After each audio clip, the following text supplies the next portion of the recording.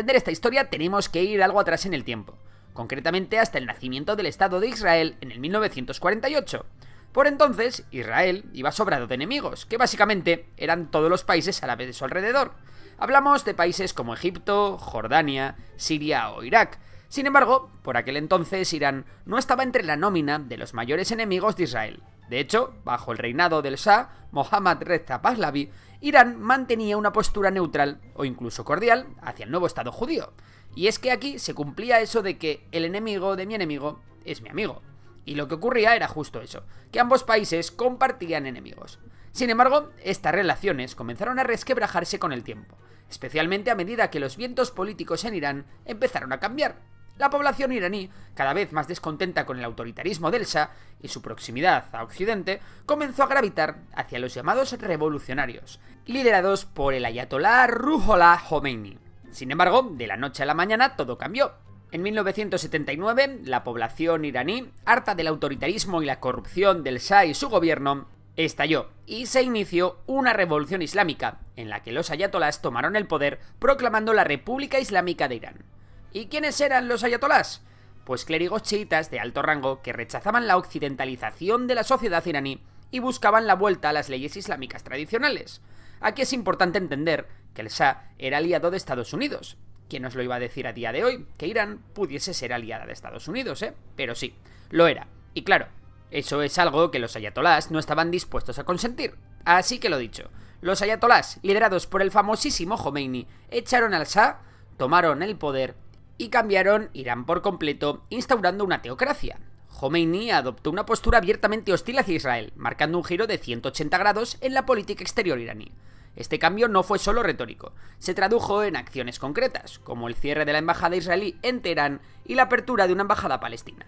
El mensaje era claro: a los judíos ni agua, y el propio Khomeini calificó a Israel como un enemigo del Islam y un cáncer. Las relaciones previas entre Irán e Israel incluían cooperación militar, venta de petróleo y proyectos agrícolas. Con la revolución, estos lazos se cortaron. Irán cerró los canales de comunicación con Israel y comenzó a desarrollar una estrategia con la que sigue a día de hoy. ¿Cuál?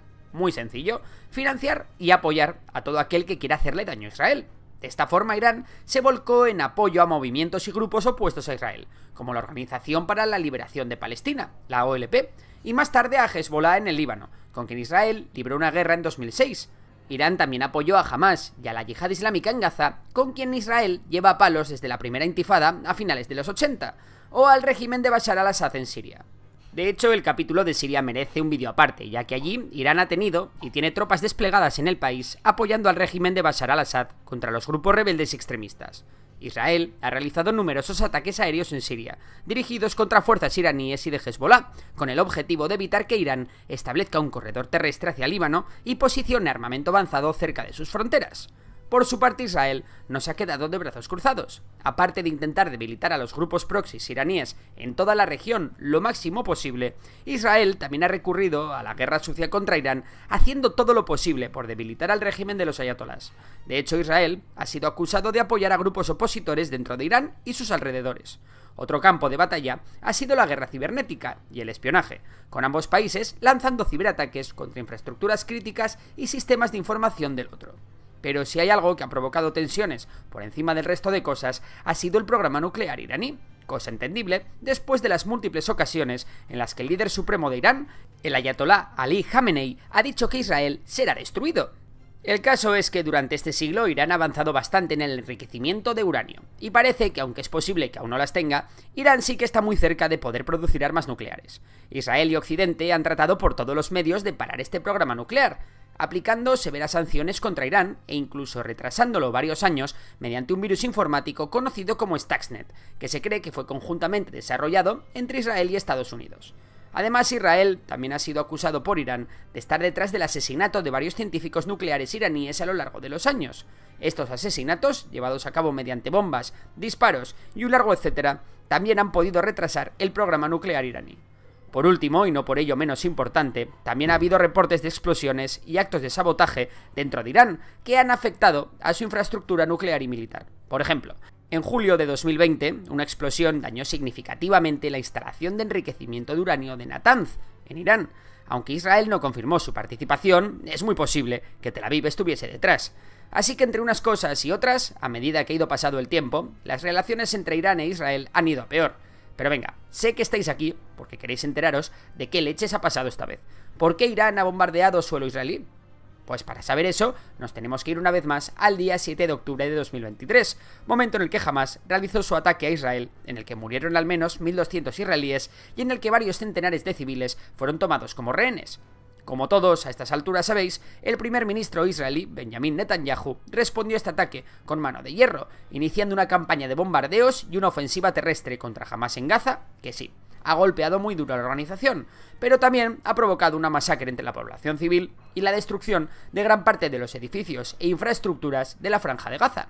Pues bien, Irán ha hecho todo lo posible por defender a sus aliados palestinos, y eso ha incluido el movilizar a todos sus aliados que conforman el eje de resistencia. Hablamos de los hutíes de Yemen, de las milicias chiitas iraquíes o de la mismísima Hezbollah.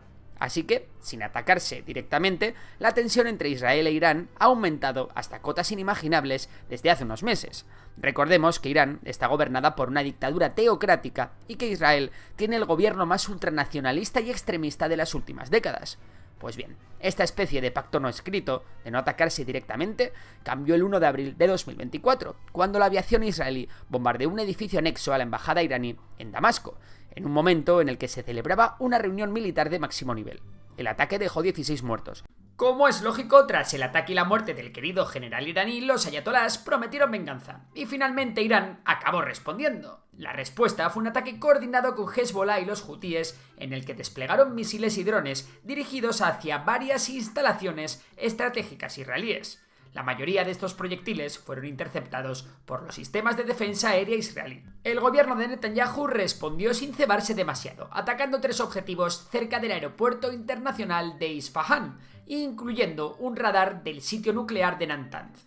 A partir de aquí el conflicto entró en pausa, ya que ambas potencias entendieron que la situación quedaba en tablas después de estos 2 ataques a pequeña escala en los que no hubo repercusiones serias. Eso sí, aunque el conflicto directo con Irán tardaría en reanudarse, no os penséis que la guerra entre Israel y los proxies iraníes iba a terminar aquí. El conflicto entre Israel y Hezbollah, especialmente en torno a la frontera entre Líbano e Israel, ha estado muy activo desde entonces. Recordemos que Hezbollah es el mayor aliado de la causa iraní. Pues bien, tras un bombardeo en distintas áreas al sur del Líbano sucedido el 30 de junio, Irán advirtió ante la ONU que si Israel se atrevía a tocar el Líbano, la cosa iría a mayores. Y no veáis, Israel se atrevió. Un mes más tarde de estas declaraciones, Israel llevó a cabo un ataque aéreo en un barrio de Beirut, matando a Fuad Shukr, un alto comandante de Hezbollah, junto con 3 civiles, entre los que se incluían 2 niños. Y si esto ya era una razón de peso para animar a Irán a escalar el conflicto, la siguiente ya ni te cuento.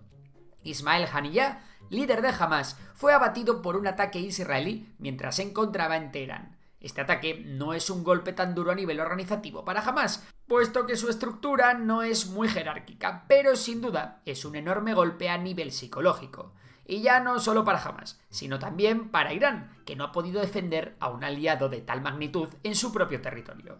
Pero todo esto no es nada en comparación con lo que vino después, y es que Israel definitivamente se puso entre ceja y ceja a acabar con Hezbollah. Para comenzar a debilitar a la organización libanesa, Israel ejecutó la explosión de los dispositivos de comunicación de Hezbollah, causando varios muertos, miles de heridos y dejando a la organización muy mal comunicada, en lo que es una de las operaciones de inteligencia más impresionantes de la historia.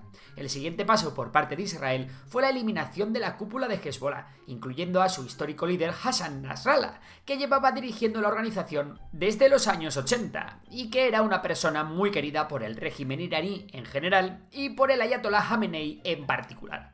A su vez, la aviación israelí llevó a cabo una campaña contra los depósitos de armas y cohetes de Hezbollah, diezmando su capacidad ofensiva. Finalmente, Israel ha lanzado una oportunista operación terrestre que conlleva una nueva invasión al Líbano. El objetivo de esta invasión parece ser la expulsión de Hezbollah al norte del río Litani, con el fin de, una vez más, crear un colchón que aleje a Hezbollah y a sus drones y cohetes de corto alcance de la frontera. Según el gobierno israelí, el objetivo es que los 90.000 desplazados israelíes, fruto de los ataques de Hezbollah, puedan volver a sus casas. Hasta el anuncio de la invasión terrestre por parte de Hezbollah, todo el mundo se hacía la misma pregunta. ¿De verdad Irán no va a hacer nada? ¿Va a dejar caer a sus aliados así como así? Pues bien, el 1 de octubre de 2024, Irán realizó su segundo ataque directo a suelo israelí. Esta vez, el ataque, compuesto por al menos 180 misiles balísticos, tenía como objetivo 3 instalaciones militares israelíes. A pesar de que Jordania y Estados Unidos colaboraron a la hora de derribar algunos de estos misiles, muchos de ellos impactaron en suelo israelí. Este ataque abre la puerta a una nueva escalada de tensión en Oriente Medio, una escalada que no sabemos a dónde nos puede llevar. Como decía el tío de Spider-Man, un gran poder conlleva una gran responsabilidad y el petróleo es un gran poder. En concreto, en la cuenca del Zagros, en Oriente Próximo, se encuentra una de las mayores reservas de este poder de todo el mundo. No muy lejos del lugar, que es la cuna de la civilización humana, los dinosaurios y otras muchas especies del Mesozoico dejaron sus restos y la geología hizo el resto. Y voilà, millones de años después, la caída del Shah de Persia y una revolución islámica llevaron a que todo este petróleo fuera a parar a las manos del actual enemigo acérrimo del tío Sam y de los saudíes, Irán. 2 décadas antes de esta revolución, que fue en el año 1979, Irán ya se había embarcado en el proyecto del que también sería socio fundador, la Organización de Países Exportadores de Petróleo. Pero con la revolución iraní, la política petrolera de Irán daría un cambio drástico, y se iniciaría de esta forma su era de la influencia en el Oriente Próximo. Una era en la que los iraníes se convirtieron en un actor clave en el mercado energético global y en la geopolítica mundial. Por esto mismo, y por ser el centro de la segunda rama más importante del Islam, el chiismo, Irán ha conseguido hacer valer su poder y generar una esfera de influencia digna de la potencia geopolítica que es. Hoy en Memorias de Pez os vamos a contar quiénes son los aliados del país de los ayatolás y os vamos a dar todas las razones que existen detrás de estas alianzas. De la primera que os vamos a hablar es de la alianza con Bagdad. A pesar de haber sido enemigos acérrimos y de haberse enfrentado en una guerra hace poco más de 30 años, Irak e Irán actualmente forman una alianza estable. Su acercamiento se ha visto influido sin lugar a dudas por la caída de Saddam Hussein y el cambio político en Irak, que vino de la mano de la invasión estadounidense en 2003. Este cambio político llevó al poder a una mayoría chiita que ha reforzado enormemente los lazos con su vecino Irán, fomentando la conexión religiosa entre los dos países y haciendo rechinar los dientes a la Casa Blanca. Más allá de la conexión religiosa, el apoyo militar y de seguridad a los iraquíes por parte de Irán ha sido un factor clave para este acercamiento. Con este apoyo, ambos países han hecho frente a grupos terroristas como el ISIS. También el apoyo económico desde Teherán ha sido clave. Irán suministra electricidad y gas natural a Irak, lo cual es crucial para la infraestructura energética iraquí. Por cierto, cuando os hablamos de apoyo militar, es clave que entendáis el modus operandi que tiene Irán con sus aliados en la región. En gran parte de los casos, aunque ya veremos que no en todos, su sistema de actuación pasa por financiar específicamente a las milicias chiíes de los distintos países. En el caso de Irak, estas milicias se encuentran agrupadas en las Fuerzas de Movilización Popular, y a pesar de estar bajo el mismo paraguas, sus orígenes y objetivos son distintos.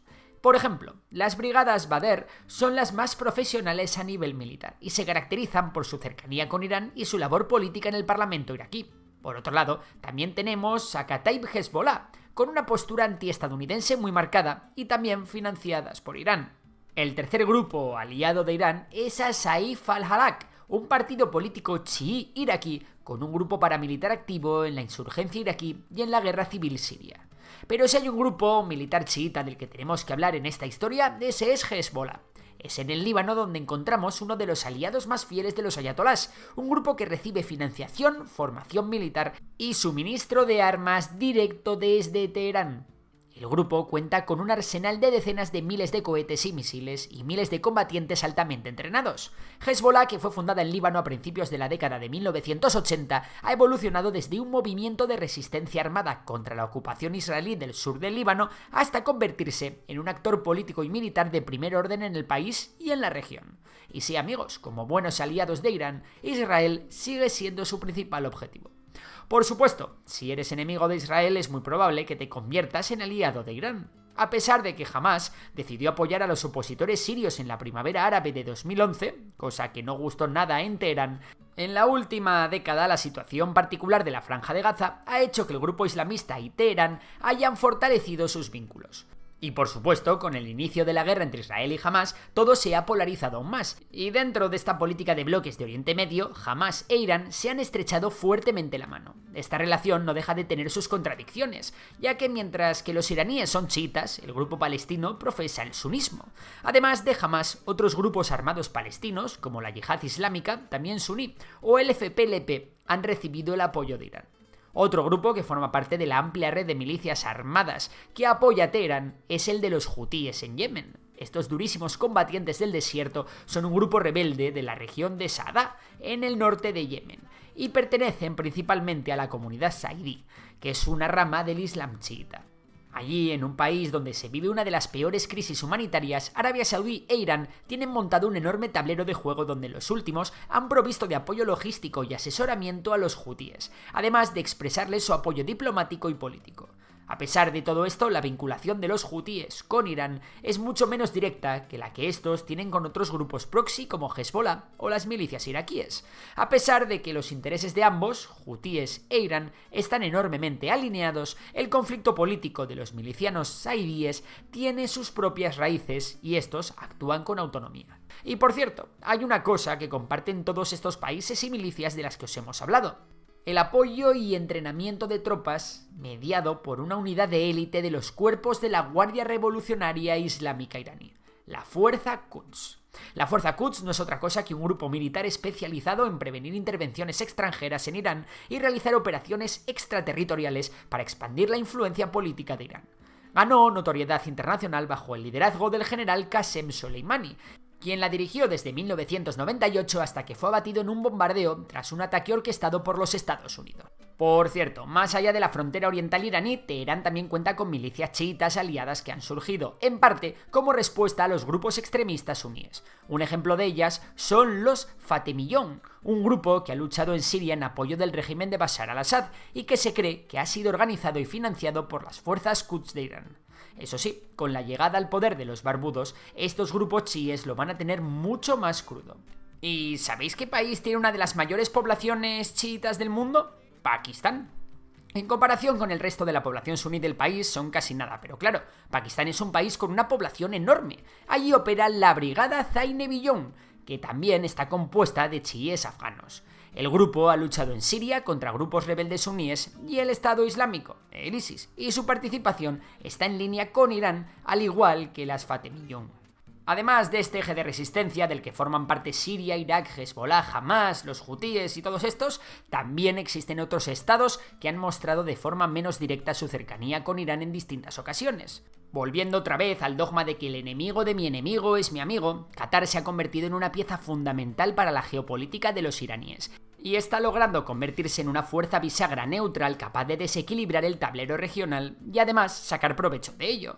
Después de que Arabia Saudita y sus aliados del Golfo Pérsico realizaran un bloqueo económico a Qatar, los iraníes decidieron responder prácticamente al instante mandándoles recursos. Así, la diplomacia y cooperación económica y energética entre Doha y Teherán no ha dejado de crecer en los últimos años.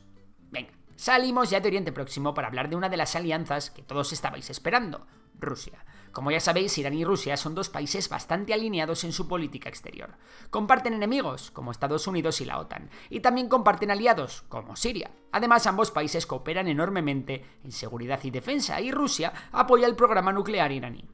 No obstante, ambos países mantienen una curiosa y silenciosa guerra fría por su influencia en Siria. En cuanto a la OTSC, que es esa mini OTAN que ha formado Rusia, Irán no forma parte, pero sí está muy alineada con esta. A pesar de ello, Irán se lleva muy bien con países como Turkmenistán, con quienes tienen frontera en común y un volumen considerable de comercio, o con Uzbekistán, con quien comparte políticas comunes respecto al narcotráfico. Luego están Armenia y Azerbaiyán. Generalmente el vínculo iraní con Ereván ha sido más sólido que el que tiene con Bakú. No obstante, el acercamiento de Armenia a Occidente ha hecho que la postura se enfríe un poco. A pesar de todo, Irán es el único aliado potencial que los armenios tendrían en caso de que el conflicto con Azerbaiyán se caliente aún más. Eso sí, aunque Azerbaiyán no sea del agrado iraní y apoya a Israel y a Occidente, la población azerí en Irán es enorme, algo que los ayatolás no pueden tomar a la ligera. Respecto a la relación entre Irán y China, ambos países se han alineado en un frente común contra influencias occidentales. Resulta que desde Pekín saben perfectamente que su gran proyecto de la nueva ruta de la seda pasa por Teherán, figurada y literalmente. Esto ha hecho que las relaciones de cooperación entre ambos países se hayan visto fortalecidas, tanto que han firmado un acuerdo estratégico en el que China invertirá en energía e infraestructura para Irán durante al menos 25 años. No obstante, ya sabéis cómo se las gasta China en la política internacional. Te dan la mano, pero nunca se dejarán coger el brazo. De esta forma, la diplomacia del país asiático es cautelosa y busca no perder el equilibrio que tiene con sus relaciones internacionales. Para acabar, hacer una breve mención a ese eje antiimperialista contra los yanquis del que Irán también forma parte. Cuba, Venezuela y Corea del Norte son países que, más por el enemigo común que por cualquier otra cosa, han visto sus intereses alineados con Teherán en distintas ocasiones. El armamento nuclear es la mayor herramienta de disuasión que existe, y es que este es tan destructivo que nadie se quiere meter con aquellos que lo poseen. Por eso las grandes potencias nucleares quieren aprovechar esta ventaja estratégica, impidiendo que otros países puedan acceder a ella. Y para eso se firmó el Tratado de No Proliferación de Armas Nucleares. Según este acuerdo, solo 5 países tienen permitido poseer tecnología nuclear: Estados Unidos, Reino Unido, Francia, Rusia y China. El problema es que algunos países como India, Israel o Pakistán no lo han firmado y se han apuntado a eso de tener armas nucleares. Pero ahora hay un chico nuevo en el barrio, un país que está desarrollando un programa para obtener armamento nuclear, lo que le ha costado una gran cantidad de sanciones por parte de sus rivales geopolíticos. Hablamos de Irán, así que en el vídeo de hoy vamos a responder a varias preguntas. ¿Cómo empezó todo esto? ¿Cómo va el programa nuclear iraní? ¿Qué consecuencias tendría que Irán acabe teniendo armas nucleares? Pues venga, que hoy en Memorias de Pez os lo vamos a contar. El programa nuclear iraní comenzó en 1957, cuando Estados Unidos firmó un acuerdo de cooperación nuclear civil con Irán llamado Átomos para la Paz, que ya había firmado con más países. La intención era ayudar a Irán a desarrollar energía nuclear para fines civiles, es decir, para producir electricidad. Obviamente, en ese momento, nadie imaginaba el tremendo lío que se iba a montar. El Shah de Irán, Mohammad Reza Pahlavi, que era amiguito de Occidente, decidió que su país se uniese al Organismo Internacional de Energía Atómica, una agencia creada para promover el uso pacífico de la energía nuclear y asegurarse de que no se utilice con fines militares. Además, Irán firmó el Tratado de No Proliferación Nuclear, que, como ya sabéis, es un acuerdo internacional para frenar la expansión de armas nucleares. ¿Lo hizo con otras intenciones? Eso es algo que nunca sabremos. Lo que está claro es que en los años 70 el programa nuclear iraní creció con fuerza. De hecho, pronto se inauguró el Centro de Investigación Nuclear de Teherán, que contaba con un pequeño reactor. Pero llegó 1979 y la historia de Irán dio un giro radical con la Revolución Islámica. El Shah fue derrocado y reemplazado por un gobierno islamista radical liderado por el ayatolá Ruhollah Khomeini, que vio con desconfianza el programa nuclear, y es que Khomeini asociaba el programa nuclear a la influencia occidental que tanto querían erradicar.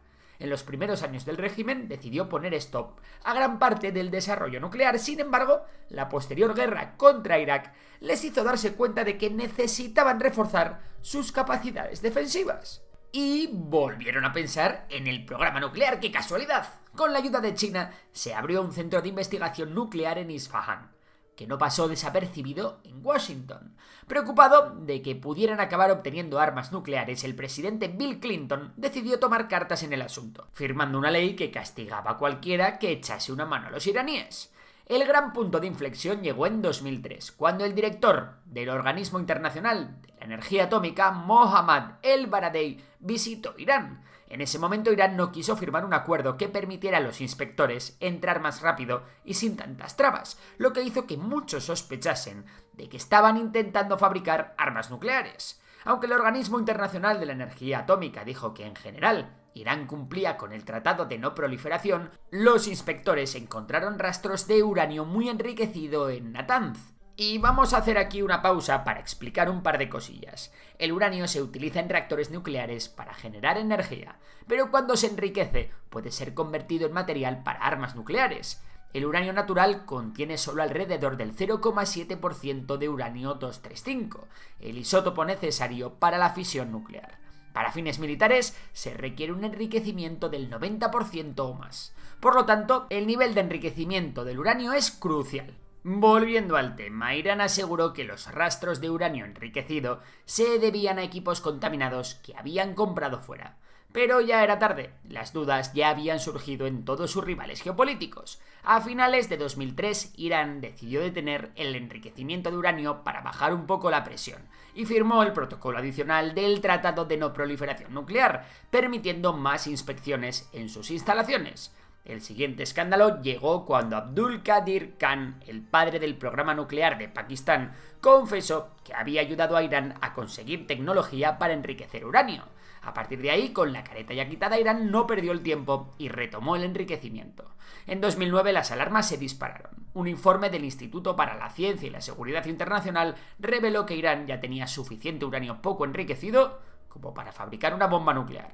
El último paso que le faltaba era convertir ese uranio poco enriquecido en uranio altamente enriquecido, algo que puso ya a muchos países nerviosos. Pero Irán no se frenó. El país finalizó e inauguró su primera planta nuclear en Bushehr, y por si fuera poco se descubrió una segunda instalación secreta cerca de Qom. Poco después, Ali Akbar Salehi, jefe atómico de Irán y ministro de Asuntos Exteriores, anunció que el programa nuclear de Irán era autosuficiente e incluso conectaron la planta de Bushehr a la red eléctrica, convirtiéndose en el primer país de Oriente Medio en generar electricidad con energía nuclear.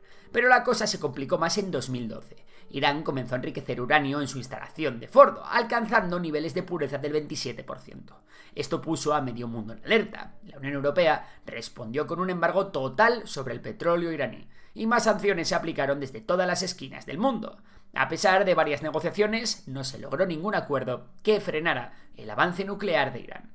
Años más tarde, con la llegada de Hassan Rouhani a la presidencia, considerado algo más moderado, se retomaron las conversaciones con Irán. Esto llevó al histórico acuerdo nuclear, el Plan de Acción Integral Conjunto, que limitaba el programa nuclear iraní a cambio de levantar muchas de las sanciones internacionales. Por un tiempo todo parecía bajo control. Irán cumplía con las reglas y su economía empezaba a respirar un poco.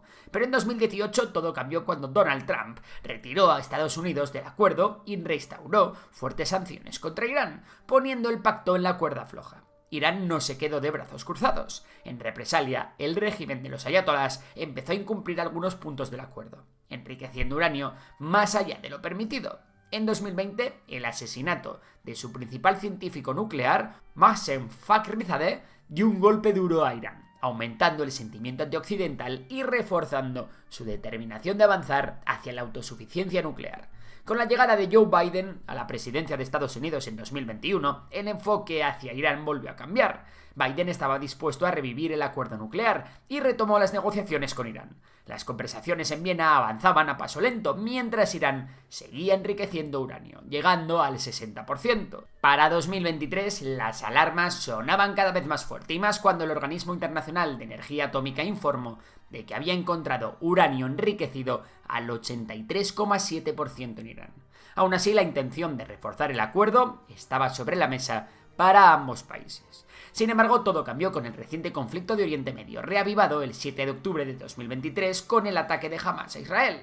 El inicio de las operaciones militares israelíes contra los aliados de Irán, que ha escalado hasta cotas inimaginables en las que Israel e Irán se han llegado a atacar directamente, ha tirado por tierra los avances en las negociaciones del acuerdo nuclear. Mientras que Israel buscaba claramente desmantelar la capacidad nuclear iraní, Estados Unidos se mantiene en una especie de cuerda floja, apostando por defender a Israel mientras le pide que no bombardee instalaciones clave para la producción de energía de Irán, con el fin de que el conflicto no escale. Joe Biden ha advertido por activa y por pasiva que cualquier respuesta debe ser proporcionada y que no se debe atacar directamente instalaciones nucleares. En la cuerda floja también está Teherán, intentando por un lado que el conflicto no escale a mayores, mientras que por el otro tienen que responder a Israel para no mostrar debilidad interna. Y así llegamos al día de hoy, con una Irán que está ya muy cerca de poder desarrollar armas nucleares, y con un Israel que lo quiere evitar a toda costa. No obstante, es posible que se te esté viniendo una pregunta a la mente: ¿por qué Irán lleva tantos años tratando de desarrollar armas nucleares? Bueno, primero, porque hacerlo no es nada fácil, y segundo, porque Irán ha tenido un montón de contratiempos y problemas. Ahora os lo cuento. Uno de los mayores quebraderos de cabeza para Irán ha sido la presión económica y diplomática ejercida por la comunidad internacional, sobre todo por parte de Estados Unidos y sus aliados europeos. Desde el momento en el que se revelaron las primeras actividades nucleares sospechosas, empezaron las sanciones. Primero fueron restricciones económicas, pero luego vinieron embargos comerciales, que impactaron en sectores clave como el petróleo, la banca y la tecnología. Además, varios países, en especial Israel, han llevado a cabo operaciones encubiertas para frenar el avance nuclear iraní. El resultado: un virus informático conocido como Stuxnet y desarrollado en conjunto por Israel y Estados Unidos, paralizó durante años el programa. Otro gran escollo para Irán ha sido el asesinato de varios científicos nucleares iraníes, así como los sabotajes en varias instalaciones nucleares.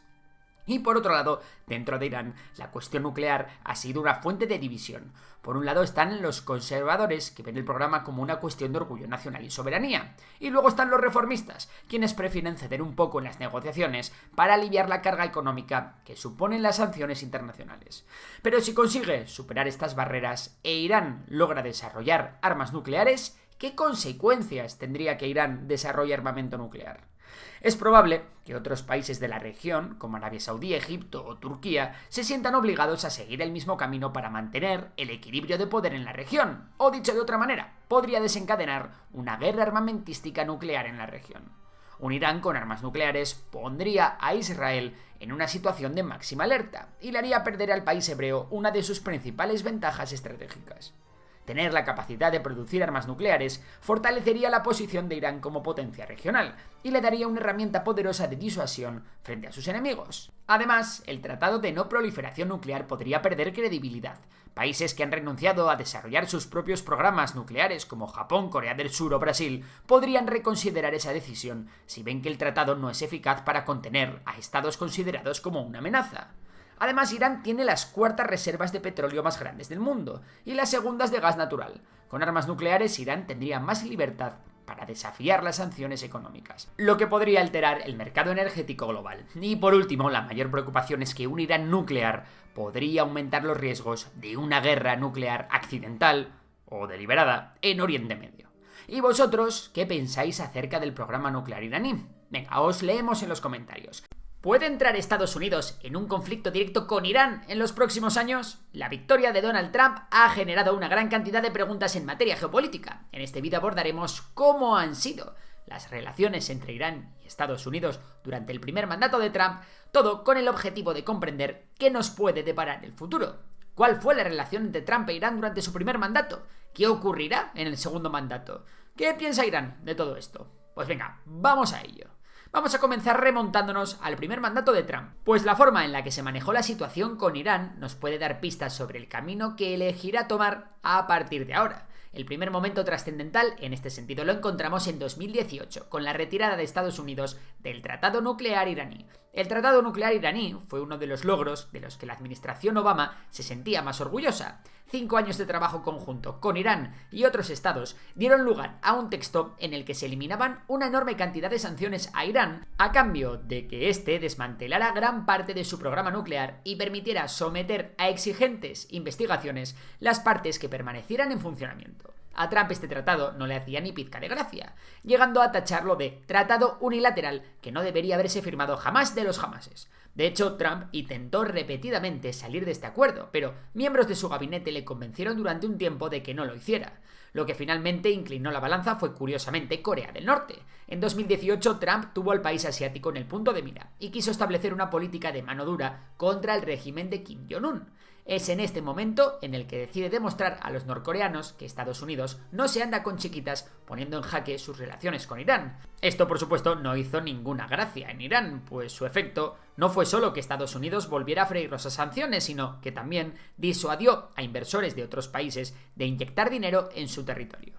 2 años más tarde, en 2020, Trump e Irán tuvieron otro encontronazo. En este caso, fue a raíz del asesinato de Soleimani, uno de los pesos pesados de Irán y comandante de la fuerza Quds. El que llegó a ser considerado por algunos como el segundo hombre más importante de Irán, fue asesinado por orden de Trump, quien justificó que los servicios de inteligencia estadounidenses indicaban que Soleimani estaba a punto de atacar a 4 embajadas del país. Más tarde, el propio secretario de Defensa de Trump tuvo que salir a aclarar que tal vez esos informes que mencionó el presidente no existían, y que éste había actuado en base a lo que él creía. Irán respondió a este asesinato con un ataque avisado previamente con misiles a bases estadounidenses en Irak. Hassan Rouhani, el presidente de Irán, durante el primer mandato de Trump, afirmó que ambos países estuvieron al borde de un conflicto militar en 3 ocasiones durante ese periodo. Además del asesinato de Soleimani, los otros 2 incidentes que citó fueron el derribo de un dron estadounidense por parte del ejército iraní en el Golfo Pérsico y el ataque a una instalación petrolera en Arabia Saudí que Trump atribuyó a la actuación indirecta de Irán en Yemen. La tensión acumulada no acabó con la primera presidencia de Trump, pues ya durante la campaña electoral de 2024 nos encontramos con otro incidente. En este caso, un hombre iraní fue detenido por los servicios de inteligencia estadounidenses por, presuntamente, haber sido contratado para atentar contra la vida del expresidente. Todo como venganza por el asesinato de Soleimani. El actual presidente de Irán, Masoud Pezeshkian, ha negado repetidamente estas acusaciones. Bien, ya hemos visto que las relaciones de Trump con Irán durante su primer mandato no fueron particularmente fáciles, pero antes de ver cómo serán en este segundo mandato, vamos a detenernos un momento en el presente de Irán. La realidad con la que todo el mundo parece estar de acuerdo es que Irán se encuentra bastante debilitado.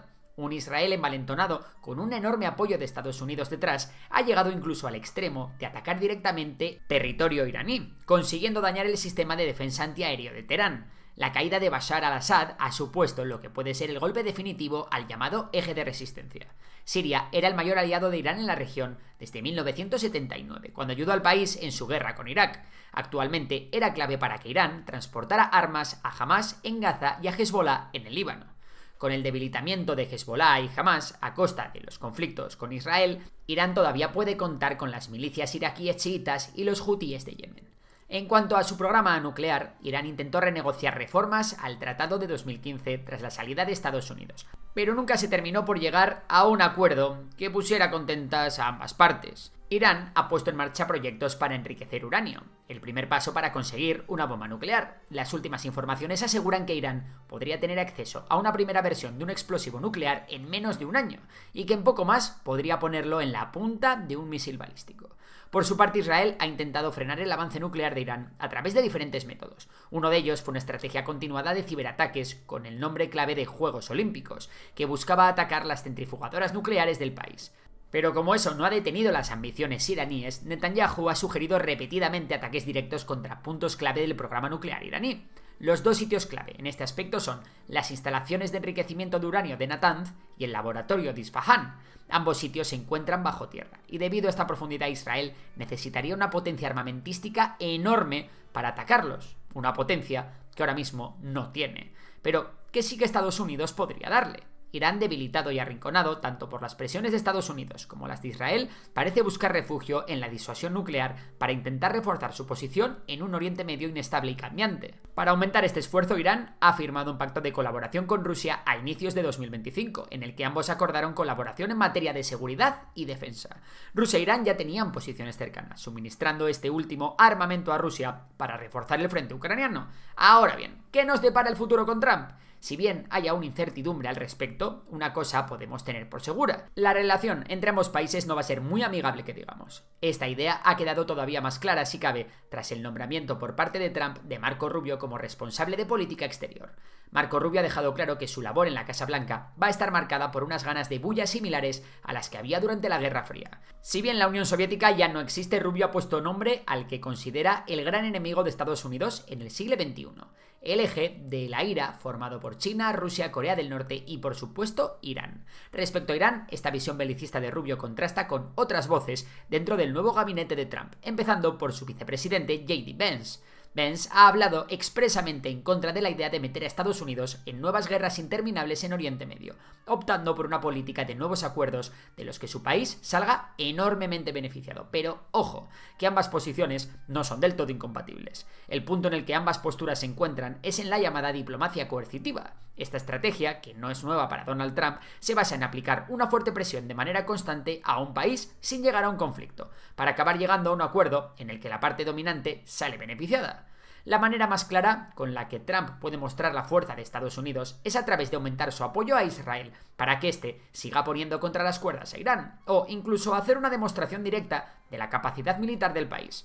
Por supuesto, al igual que pasó con la retirada del acuerdo de 2015, Trump probablemente busque realizar un movimiento atrevido que ponga de manifiesto su peligrosa imprevisibilidad de cara a una potencial mesa de diálogo. Además, el tratado de cooperación entre Irán y Rusia aumenta el peligro en este tipo de movimientos.